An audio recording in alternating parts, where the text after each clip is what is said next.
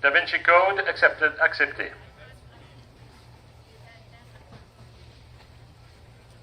And now number 33, le numéro 33, Born Ready, and Jenna Levesque, des États-Unis.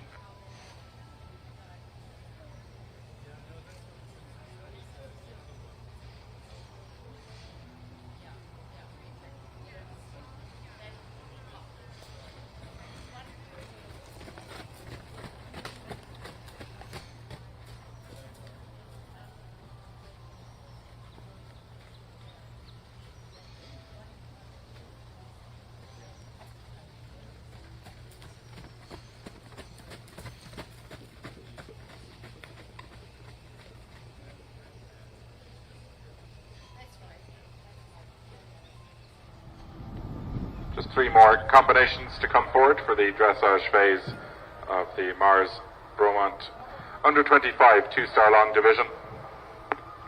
First of those will be number 33, Jenna Levesque, with Born Ready.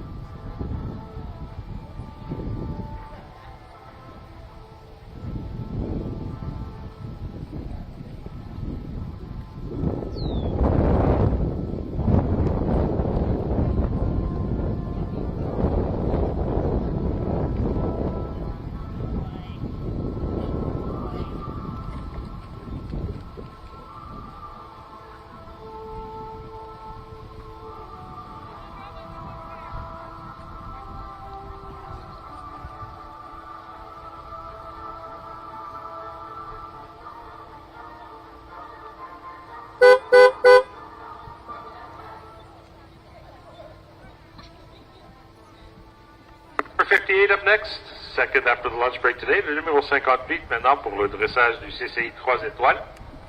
Allison Springer, also back for a second ride in this 3-star. This time with Mom Big Zebedee. 7-year-old Irish 4-horse gelding by Dignified out of Balacrian Dolly. The Zebedee Group LLC entry of Upperville, Virginia.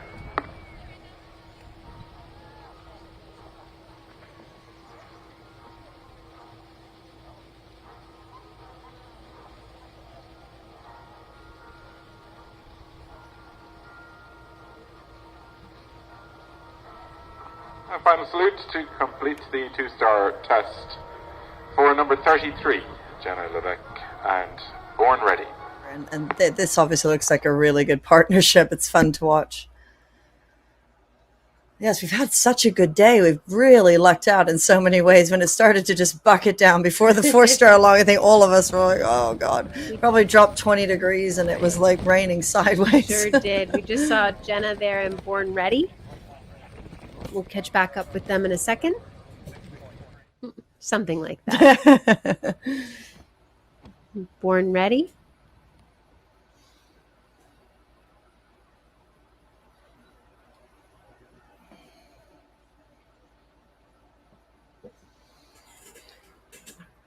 Born Ready's a 15-year-old thoroughbred. Wow, that was fantastic through there. Big Pat. That's a great name. Good gallop on this horse. I think she might be a bit faster than, we'll see. A bit faster than some of the others. Yeah, that's just cruising up that hill. We didn't see it, which, I mean, I guess could be the case. Here we have Jenna coming around the back here. A little bit deeper there than maybe she wanted, but that's right. We're cruising on down the hill now to the Lemire Water.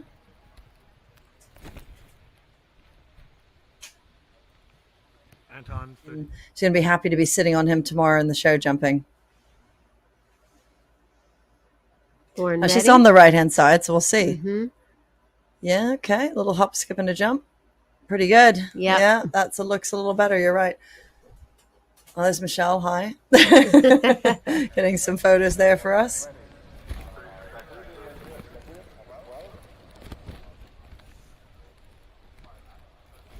Oh, lovely shot to that.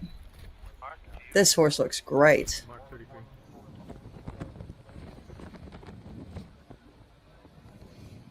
You can see I mean, this horse has been around for a bit, so you can tell the difference in just the confidence. Yeah. And that flamingo ping there is living up to his its name. name. That was a cool through that coffin. Super little jumper. First little bit of that. Oh, that's so annoying. Oh, poor kid. Well, she's okay and the horse is okay, so. Oh, and I love that, watching that horse. So here's Born Ready coming to the last. Perfect. And we are home.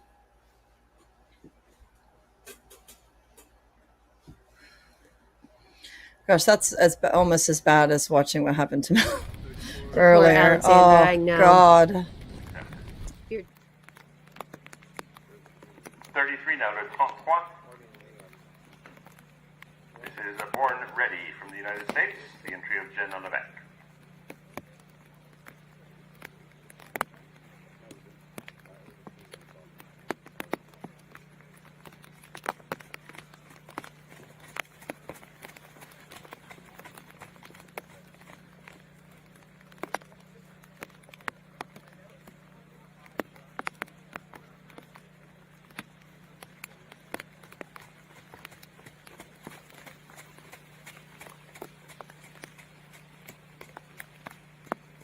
Born Ready has been accepted. Next in the ring will be Jenna Levesque on Born Ready. And they come forward on a score of 48.7, picking up just 12.4 time yesterday. Another horse that looked super on the cross country yesterday. This horse is a 15-year-old. Now, Jenna's doing a good job. That's a very good idea, Jenna. Well done. Go up and have a look at that plank. And then she's doing her salute. And again, I'm just not sure that people always realize that you can take your time there. You can go up and show your horses these things. You don't need to stay down in one section to go zooming off. And I think that's very important. You'll see the experienced riders doing that throughout the day, especially on your greener horses. But honestly, they'll do them on all of them.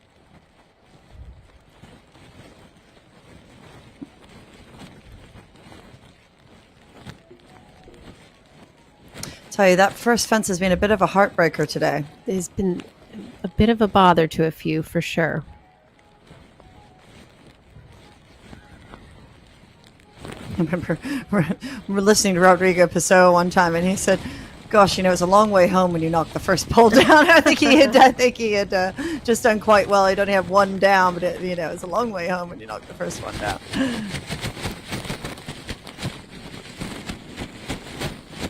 You saw her just give him a little tap on the shoulder into that combination to say, "Pay attention. It's not scary."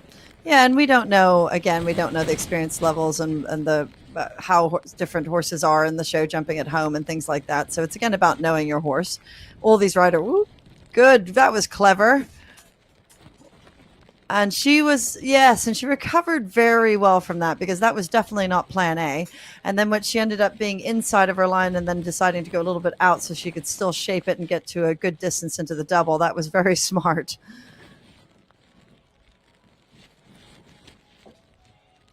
That blue oxer off the turn you're seeing with some of these more inexperienced pairs being a bit more challenging than we were seeing in the professional class. Yes.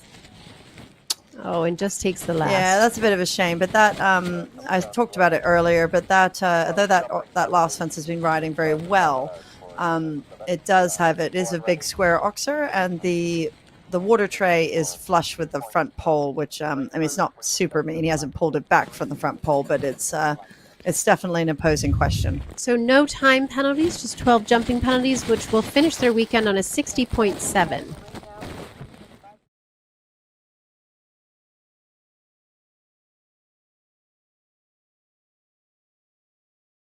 Hi, welcome to Mars Bromont 3-day event. I'm Sarah Kozenflik, and I'm lucky enough to be joined here by two legends of our sport, Bettina Hoy and Peter Gray, and they're here to talk to us about Bromont Rising, which is the brainchild of the great Sue Ockenden, who is the long-term organizer here at Bromont 3-day event. She was joined in this endeavor with the late, great Steve Blauner, and then followed by Miss Mars, who supports so many things worldwide in our sport through Mars Equestrian. And we're very, very lucky to have her. So here to talk about that in the program and what it means to the future of our sport, I'm going to pass this off to Peter Gray. Thank you, Sarah. Well, first of all, it is a thrill to be here. It's just such an amazing venue, and what a great place to have our Bromont Rising program. So the idea was to put up-and-coming riders on our radar, ones that hadn't maybe been on the under-25 list or the developing squad for USCF. Young riders that we felt were worthy of supporting financially and with fantastic coaches and trainers like Bettina. So we're in our 5th year now, and Bettina's doing this for the 4th time for us. And the response has been really fantastic, and we have seen several graduates of our Bromont Rising program who were not recognized at all by any USCF lists at that point go on and become developing riders and noticed by the selection committee of the USEA. Which is so important. And what exactly does the Bromont Rising format look like? Because I think one of the cool things to talk about is a really educational, it's not just having a few riding lessons, right? I mean, we're doing a lot of behind the scenes coaching and educational things for these riders here at the event. Yes, so we started this morning with our introductory meeting to introduce Sue, and Derek DeGrazia, I thought, gave a fantastic analysis of the course. But what he hasn't done in the past was given some almost training tips on how to ride cross-country, not necessarily this course. So I thought it was a great presentation. Yves Landry introduced the topic of the horse inspection and the do's and don'ts and what happens in the holding box. So this is all very good education for the riders. Bettina spoke briefly about social license, and then we really analyzed the 3 dressage tests, the 2, 3, and the 4-star, picking apart not only the test, how the judges see these movements being performed, but Tina had great insight as to how to prepare for them, how to train for them outside of the ring. And I thought we worked really well together. Yeah, we did. Yeah. We did. Well, and having grown up so much with the excellent youth program in Germany, I mean, why do you think doing this Bromont Rising program is important? I think it's really important to bridge the gap. Because, as you said, in Germany we start already riding championships and pick these kids up on the ponies, so they're under 16. Then we have the kids under 16 on horses. Then we have the juniors that goes to 18, the young riders 21, and we're actually now in the process of starting to develop a European Championship for the under 25. The Brits, they do it, very well with having the under 25 at Bromont, but that's to me the biggest step to get from the young rider to go onto your senior level. And that's where we just have to help. And I think it is fantastic that Ms. Maas is sponsoring this. As I said, we have all our national coaches, plus we have the European Championship. So there is already a program in place. Yes. And this is definitely picking up on it.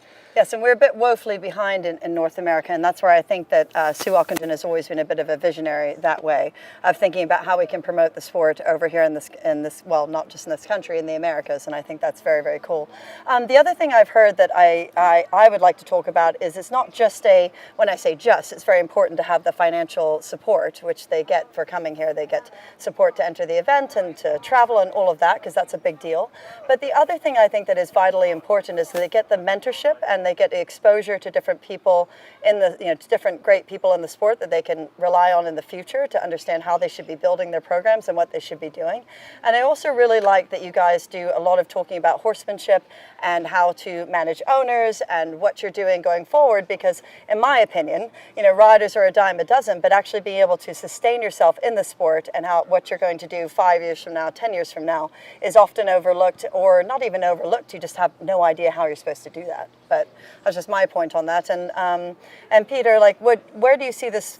Where do you see this program continuing to go, and what would be the ideal goal 10 years from now? Well, first of all, going back to a comment you just made, I was particularly pleased to be involved in this program because there seems to be a little bit of a separation between officials and competitors and riders, and I think it's very nice in a very casual setting for me to speak as a high-profile judge in a normal way, in a pleasant way, and maybe they don't feel I'm so scary after all, after spending a morning with me.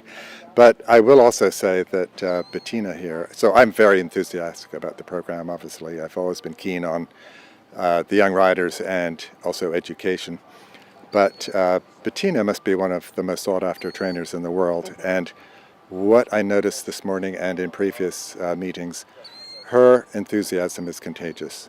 I think the young riders were in awe, actually. There weren't many questions, but as soon as we closed the meeting, the WhatsApp group started, and poor Bettina's teaching till 7:30 tonight. So they're very, very keen. Yeah. Which doesn't surprise me at all, because she brings her amazing technique and German efficiency to the situation. But she's also an excellent teacher. I've watched that many, many times, and I've experienced it. I've been lucky enough to experience it myself. So this is a huge opportunity for these kids, and we're really excited about growing the sport. And thank you so, so much. And I do want to say one final thing. Also, thank you to Steve Blauner, who unfortunately we lost a few years ago, but he's a huge part of why this program exists. Thank you. Thank you.